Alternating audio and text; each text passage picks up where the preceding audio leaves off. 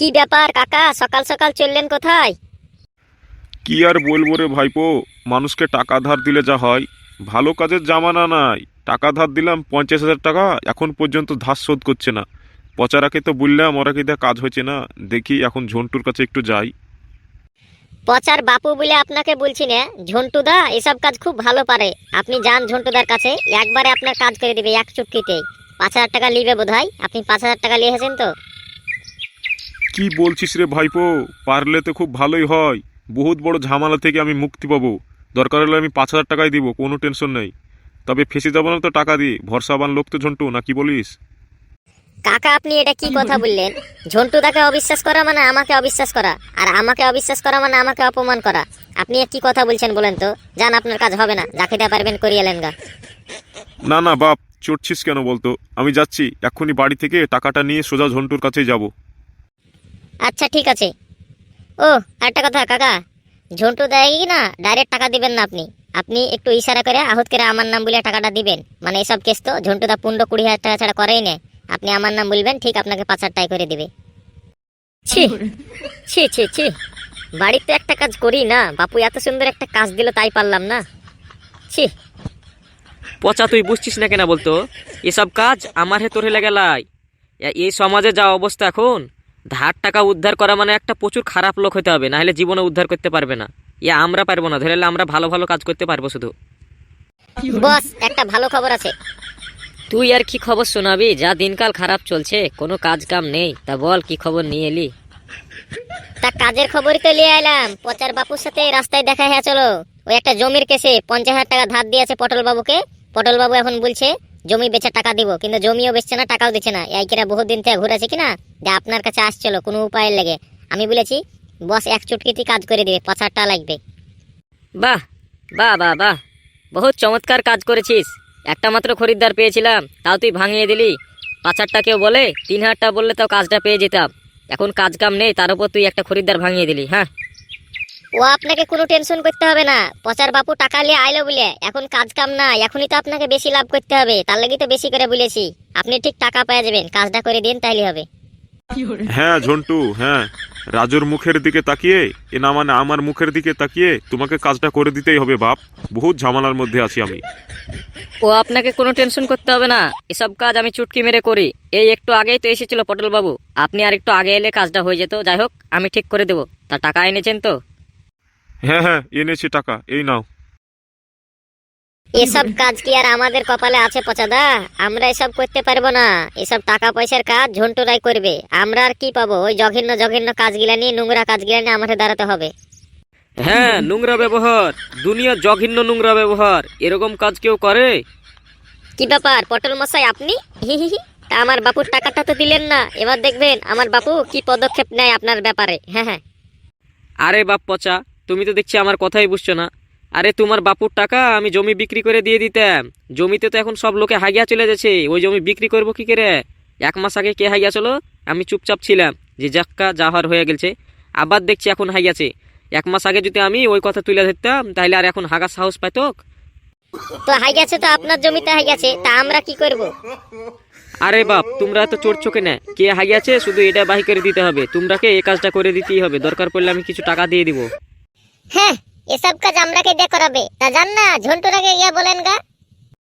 আরে বাপ, ঝন্টুরের কাছেই তো গিয়েছিলাম, ওরা বলছে এরকম জঘন্য কাজ আমি করি না, আমার কাছে এসব কাজ হবে না।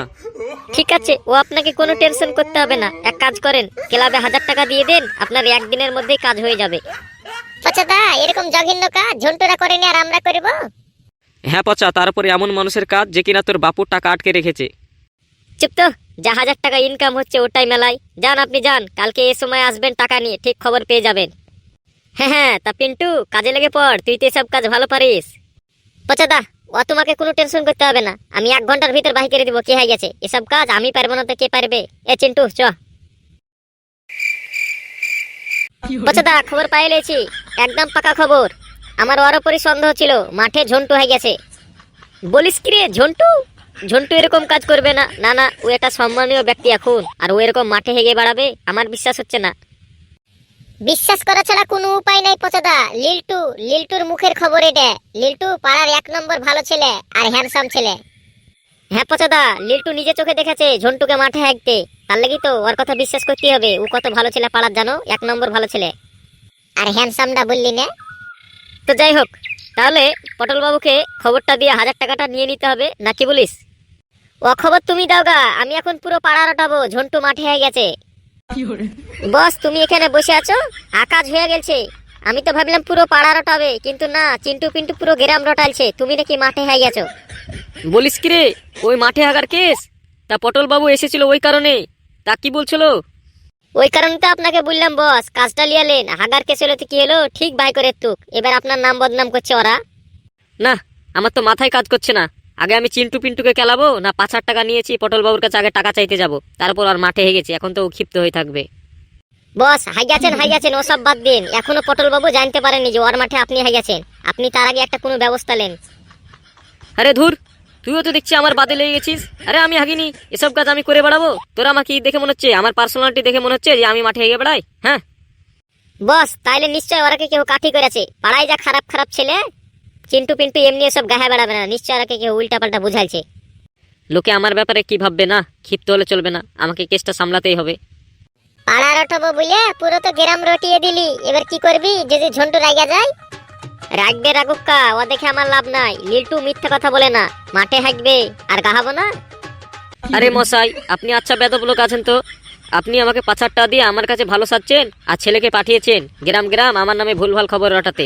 আমি নাকি মাঠে আগে বেড়াই, এরকম বদনাম হলে আমি তো গ্রামে মুখ দেখাতেই পারবো না। হ্যাঁ কি পচারা এরকম ভুলভাল খবর রটিয়ে বেড়াচ্ছে? না বাপ, তুমি একটা ভালো ছেলে, আমি তোমার ব্যাপারে কিছু গাইনি। দেখি পচা কি করছে, আমি ওকে আজই দেখছি।